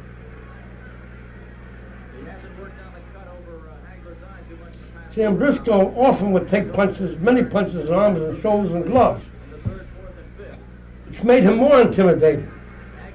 Briscoe created the impression of irresistible force when he fought his opponent, which in a long fight tended to diminish the other opponent and cause him to lose the fight, because he got the impression that they were up against this irresistible force. No matter how he got hit, they didn't realize they weren't hitting him in vulnerable areas. Usually hit him on the top of the head and so forth. Most of the blows seemed to be directed to the top of his head, as though the bald head draws the blow there for some reason, like a magnet. Because most of the punches hit there, and then again, if you notice that Briscoe never picks up his head. He always has his head on the chest. When people have their head on the chest, always give the impression that they're very tough and they got an iron jaw. They have an iron jaw because somebody's hitting them there. They hit them on the head, not on the jaw.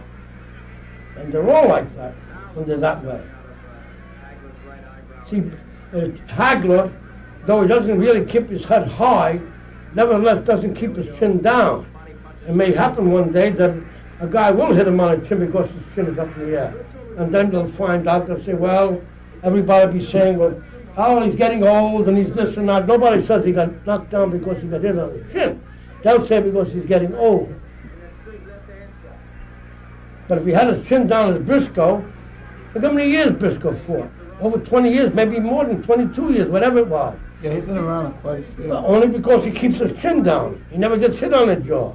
And you talk to Briscoe, he's got all his wits about him, he's got all his senses about him, very much well aware of everything, which refutes what a lot of people say, that they get beat up too much, or you get punch drunk. People have that are known as punch drunk invariably have had a history of emotional instability. These people. And this goes on over the years. As Dr. Kaplan once said, what do they know about the fighter? Did they know him before he ever became a fighter? Maybe he had the same problem. Like we have a guy like Maxie Rosenblum, I always told you about him. Yeah, you don't. See, Maxie Rosenblum, they used to call him a name, just dopey, but he wasn't dopey. He had a voice impediment when he was young.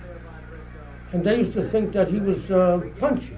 Paul Bellenbach, who was deaf-mute, when he never learned to speak very clearly, everybody used to say he was punch-drunk. Paul Bellenbach was not punch-drunk. He was deaf-mute. And he just learned how to speak late in life. I think he told me that. What's the Star David for on this guy? Is he Jewish, Briscoe? What's that? Is Briscoe Jewish? Briscoe? No. Why do you have the Star David on his trunk? Oh, you mean his religion? Oh, yes, I'm sorry. I don't know whether or not he was. I never asked him, strangely enough. Probably if he has the Star of David. We have quite a few black people are Jewish, you know. Like one fellow said years ago, he said, it was bad enough I was black, he said, but I was Jewish besides. That's what he said. Well, it's true, he's right. He is what he is, I guess, right? Yeah, of course. The main thing is he was able to survive and succeed. Sometimes these particular things that tend to inhibit other people act as an incentive, and a guy generates greater desire to succeed when they have this kind of a thing, you know. It's a good fight. Yes, it was. Well, with Briscoe, it's always a good fight if the other fellas want to fight. Okay, that's great. Okay. Shit. What did he say? He wants to come back because I think they fucked up by accident. Yeah, we have to be talking about. It's about the fight. Huh? It's about fighting. Yeah. Well, the most important thing is to we're going to get prepared to go to the gym now, and we're going to practice a few of those things that What? we've been talking about. What? You know. A few of the things we were talking about. What? Talking. Nah. This not count. This is no good. Just talking. Okay, turn around and just go that way. All right. Walk all the way up to the bench. See? Told you that wasn't good. So, excuse me, start talking now? All right, start talking. Well, I just said we'll be practicing some of the things later on when we go there, those we can do. And we'll do the best we can in developing those things we can develop. And one of the things we can do, prepare for movements and things like that. We'll see how these things work out. Well, as soon as they start irritating me, I'm going to stop. Of course. Of course. You know? How far do you say it wants to go? Well, up to the bend right here. What do you say? Come on. Let's keep talking. Let's talk about the fight. Talk about my fight I had the other day. Yeah. Oh, yeah. Well, that fight, as you know, though I didn't see it, but Kevin explained it to me in detail. And the thing that I was most happy about was the fact that you went down from a punch and a half slip. When you got up, went right after that guy. And one of the most important things that fight people, old-time fight people would look for is how a man reacts to being knocked down. And of course, you reacted well because you I got just up. wanted to kill a guy. That's all. right, and that's I exactly what happened, and that's how just it wanted looked. to kill him. So as far as we were concerned, we saw very important things come out of what appeared to be a disaster because of what took place afterwards. Yeah, You really. see? Stop. What? You gotta. No, back there was okay. Okay. I really need your hat on, Mike. I can't. I just get out, sir. You gotta move the truck. I take my hat. Will you look right in there? You gotta move the truck, man. It's all right. He wants to sing. Oh, okay. Go back. Wait 1 second. Just wait for me 1 second. What's up, Vince? Hi there, Tom. Well, let me know.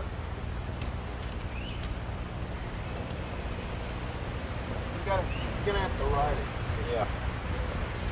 Can't put me in order. Tom, I'll have to wait for that showing after I get back because You guys are taking off white trials. I'm going to leave over tomorrow Pretty morning. See, so I won't be able to. Get out of here. Look Thanks. who's there. Who let you out? Go back. Go back. Go back. Well, that happened once. You know what happened to? Tom? I had gone over to Howard Cosell. And we were standing outside the studio, and Manhattan there, and me, him, and another fellow, and I had this dog. His name's Duran. I had to take him with me. And Roberto? don't you Yeah. know what he did? No mas, come in. No Right, they mas. took a leak right on Howard's pants, you know. No mas. Oh, was he? Look at what that dog is doing, but he was afraid to, protest. Okay. So you just walk that way, please. Oh boy. Who? It can't wait till my back heals. It can't wait till my back heals. Oh, well, I can't wait either. It feels like it's getting better. It has to be getting better. You know why? What? If it's not getting better, I must be getting used to it because it feels better. Before I had to, I couldn't go to bed because if I go to bed, I was afraid it would get worse. Yeah. You know. And now it's a lot better. Only time it hurts now when I throw the round punches. You know. What do you mean, like this? Like yeah, I thought it was only when you threw overhand. that too because my shoulder goes up. When I do the round ones, it's pull. I didn't know that. Back? Yeah, he said, come back. All right, sorry. Come on. Nah, I'm just fooling with the dog. I suppose the fact is that fighters, dogs always have fights. Fighters always have dogs. From the I time don't I like was that a kind boy. of dog though, cuz. Huh? I don't like pit bull dogs. No? No, I like Rottweilers. Right, Rottweilers? Oh, yeah. Those I like the big ones. From the man. time I was a boy, fighters always had dogs. And strangely enough, or whether it's coincident or not, most fighters love bulldogs, pit bulldogs, or boxers. There was a. I don't like either of those. I think like, they rather favored the boxers. but I don't like either of those. No? Cuz. No. Those are the dogs I like myself. Okay, back that way quick. We'll keep rolling. We're not going to take the backward shot, so just go down and come towards us again. Okay. I favor those dogs myself. But I never I don't knew like why they walking. call them boxers until I saw them fight. You know, I don't they like fight walking too much. They're not taping us now, I think. I think they are taking No. some back. How do you know? I heard them say that. No, he said they're not going to tape you from back. We're going to tape you coming back. See, you know, I never knew why they call them boxers. But when I saw them fight one day, this dog I had, then I knew why they call them boxers. They feint, they box, get on their hind legs and do the spin that way. I mean it. You ever see the kangaroo box? Huh? You ever see the kangaroos? Oh, yes. They box. I didn't believe that, man. They get in Yes, there they and do. they box. They box. And they punch hard, some of them. Well, You I know? can tell you, but that tail is very powerful. They can do serious damage with the tail. They punch very hard. What? I didn't know they hit that hard. Yeah. And some of them take good punches. You know? They take it. Oh, man. Well, nature equipped them to do what they have to do. True, because I think kangaroos are really made to box. They're really, you know? I don't know why they even exist, but I guess they have a reason for living. Because they box. That's good. Stop tape. Okay, now we'll load up. We'll get.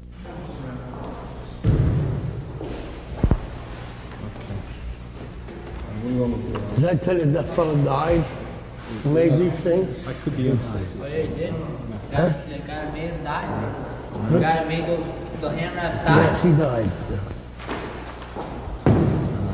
As a matter of fact, I never saw his wife who covered him everywhere since he died. He never comes around it. Yes, she doesn't. Hey, Chuck. How's this look? But I would have to move it, so when you go back. That's normal. That's normal. It's nine. All right, this is good. Yeah, that's good. I got some game. All right, let's see. How's that? All right. How's the white? You want to re-white balance? He's going to bring the light around anyway. That's good. Go ahead.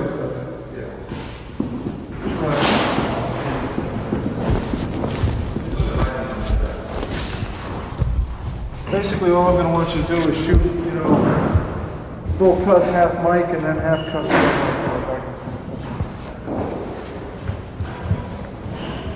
It's a nice shot of you, man. That's how your opponents are going to see it, see? Oh, man.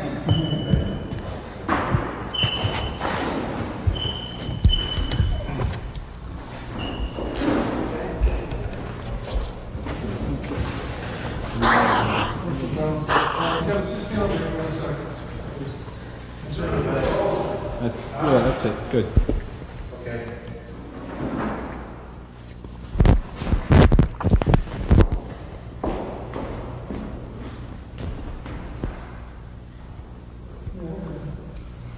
How's that? All right? Yep. All right, Mark, go ahead. If you could just move toward the local, you stay back, you're fine. That's it.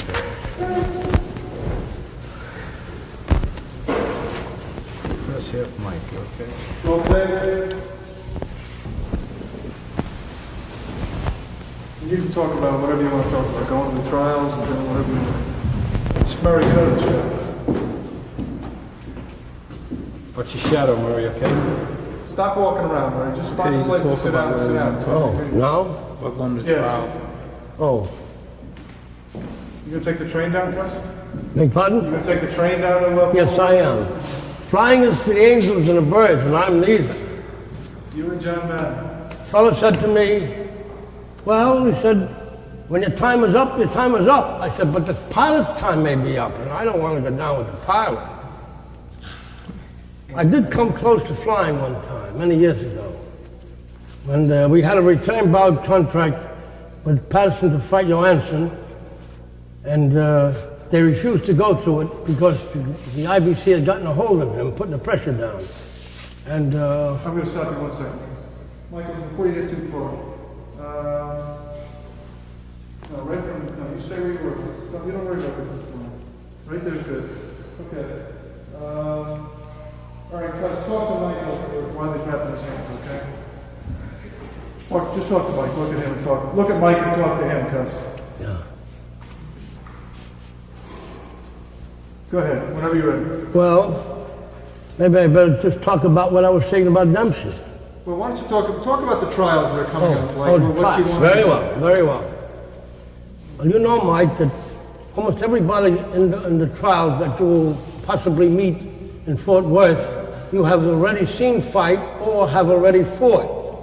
So that there are very few surprises, though there are a few fellows that I don't think you ever did fight or ever saw fight. Those are members of the United States Services, though you might have seen one or two of them, have you?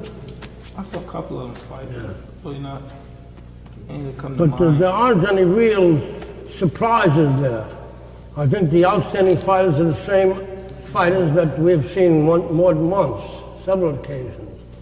So that we have a good idea what they're capable of doing, and knowing what you're capable of doing, I'm not very concerned if you're going to perform at the level that we have a right to expect of you. Now, how about, was anybody that you noted on the list of the 8 who are part of this Olympic trial elimination? Were there any of those among the 8 that you had not seen, or if you had seen but didn't have a clear picture of? I saw everybody fight before. Every one of them, huh? Except the guy from the army, like you Yeah, said. those are new ones, yes. Well, those are about the only ones I could think of. See, I knew that you were, I know that you know everybody, and I know you know exactly what they can do. You know all the best punches they have, and I know you make a point to memorize them as fighters. So I know that you know how to handle it. I know that you have an answer for anything that they may try to do for you or with you, so that I think the outcome is predictable, favorably predictable. Myself, because I know you feel that way, even though you may not say so, but I know you feel that way, which is the important thing. You know, the man should have the confidence that his ability will not be denied, especially when you know what your ability is. Nobody can, con you or anything like that because you know what you can do. Okay, now, You weren't even able to skip rope. no, I don't want to skip ropes. No, I mean, like, he wasn't even able to do that. No, I'm just thinking of something you can do lower body that doesn't involve the upper body, you know. See, the reason why I said about skip, movement, just move. You know.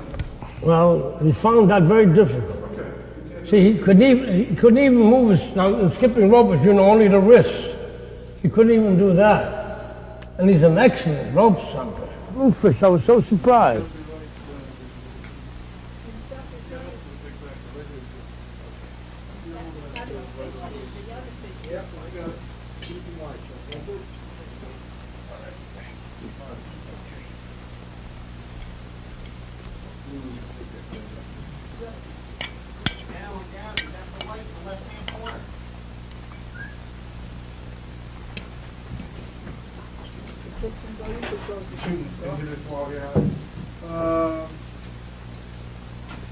Just a little backwards, just a little kickoff cut. Is that too bright for you? Why don't you bring it all the way out? Right in the way. lane. Let's see how good it is. Come right inside.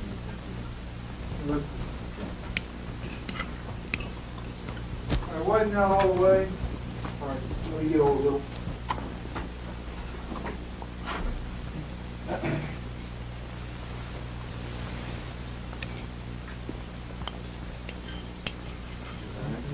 That's all the way out? That's all the way out. Hold back over the front a little bit. Yeah, that's right. Just so you see that three shot. That's right. Hang left a little. As soon as you move that wire, it'll be in good shape. How's it look for you? I gotta get this. No. Hey, Kevin.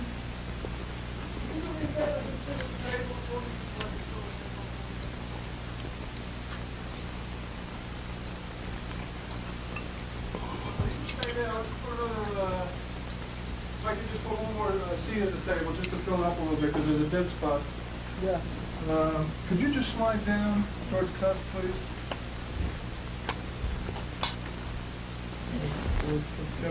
Kevin, just get a bowl of green beans, too.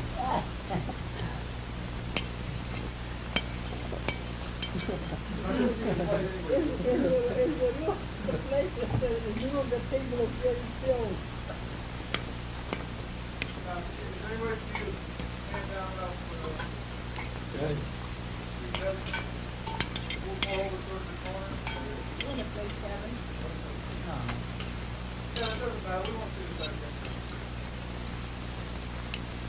know food is so good that nobody talks during dinner, but if anybody wants to talk, they're welcome. I have a look for it.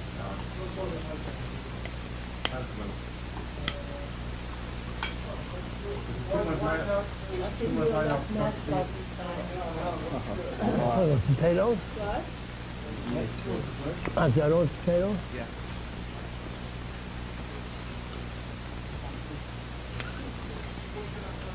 Bluefish. I used to think it was a junk but delicious. I love bluefish.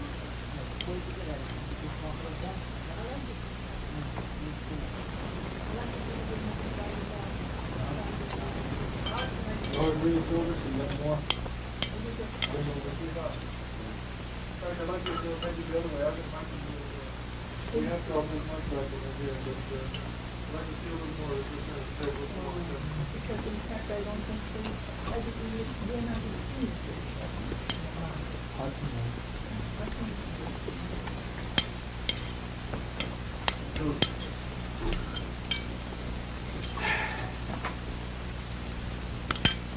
Have you balanced Yeah, we're all set here.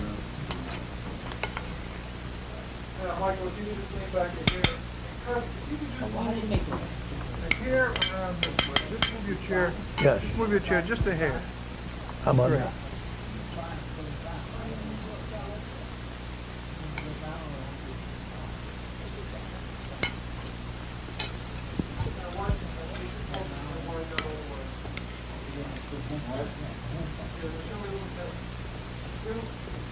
Just to move here, this way. That's great, thank you. I'm sorry, I just gonna bother you once more. If you could just move a little bit more towards Cuss, and Kevin, if you can come a little bit more down this way. His name is Matt. Mac? Matthew. Matthew. Now, and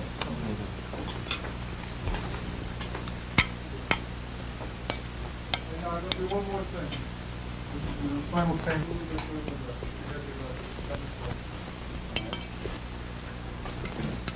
Thank you. If you do right white shot.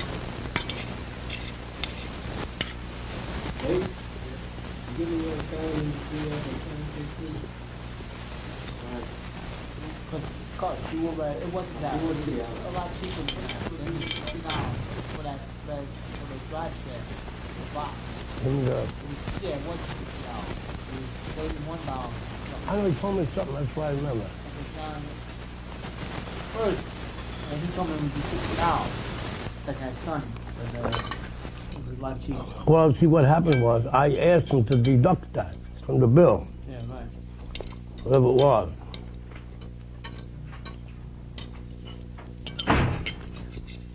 If he didn't deduct it, I'll give it to you. You didn't call him? What's wrong, man? No, I'm not gonna see it. GP, I gotta get to the thing. Well, when you have to get it done by? Not for a couple weeks. Oh, so you can do it next week too, but I won't be here next week. Do what's more. Well, I'll be back on the White 11th. shot deuce that cost that money. well, Okay? maybe You we'll still get be it in? this weekend. I don't know. Or if you can, yeah, call them up and find out. I don't know if Hey, they're. you going home this weekend to me and said you weren't going home, were you? I won't be here Just tomorrow. shoot 30 more seconds. I gotta go down the city. We're going down the city tomorrow. Yes, we are. I'm renting that car, right? Chuck's talking to me. We're Has he renting ever- the Yeah. car. Sure, I get I get it. Yeah, let's Have update some. here. How far away is it? No? You know where John's auto place is? Is that in Jackson? Yeah, up by Jefferson Heights. Deuce, the Telephone. backup- Telephone company. Matt. Excuse me. You want to get Yeah, it? I'll get it.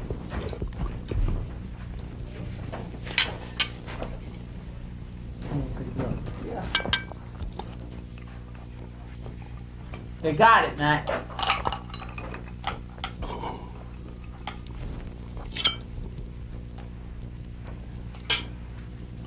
Yeah, they picked it up. Okay, white shot. Okay, white shot. Okay, go and do deuce. One more.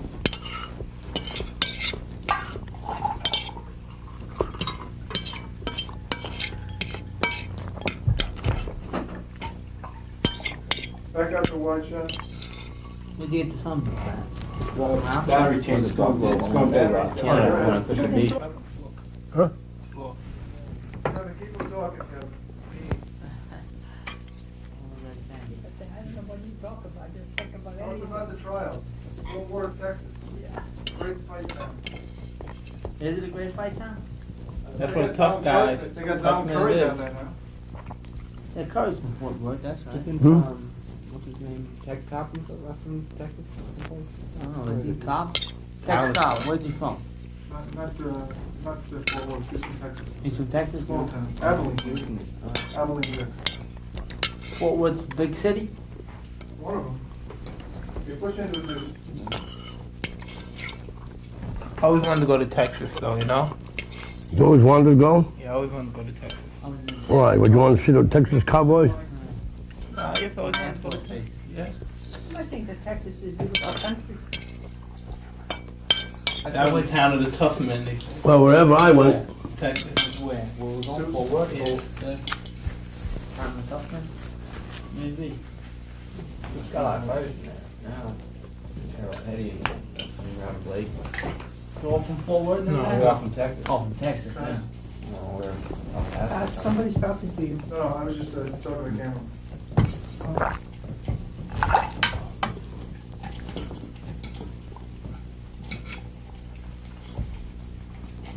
Boy, maybe I go shopping next week sometime. this week. Next week, probably. Oh, you mean while you're down there? Yeah. Oh, Mike, What, clothes? Huh? For what? Clothes, souvenirs. Probably buy some cowboy boots. Cowboy hat. cowboy boots. Get a big cowboy hat. Get a cowboy hat. We were up in Niagara Falls and we can't even find the falls. Couldn't find the I didn't phone. I want went bring twice, that up. I But went you- twice, you I went twice to look for it. Kevin, Find them better when they're Kevin, you could hear the fall. We couldn't hear him. You couldn't hear the falls? I got directions and we went out that way and we came to where the Canadian bridge is. Well, And looking it at said- the map of the arena, can't be very far away It from that. wasn't. I asked the person in the hotel and Yeah, right there, right there. Right there. And they couldn't hear it. Couldn't hear it. Oh my Good. And it said, there was a sign that said American Falls. I figured, well, maybe that's Niagara Falls, and I went to see it. Hey man, I'm Mike Tyson. Really, subscribe to my YouTube channel to see more great videos.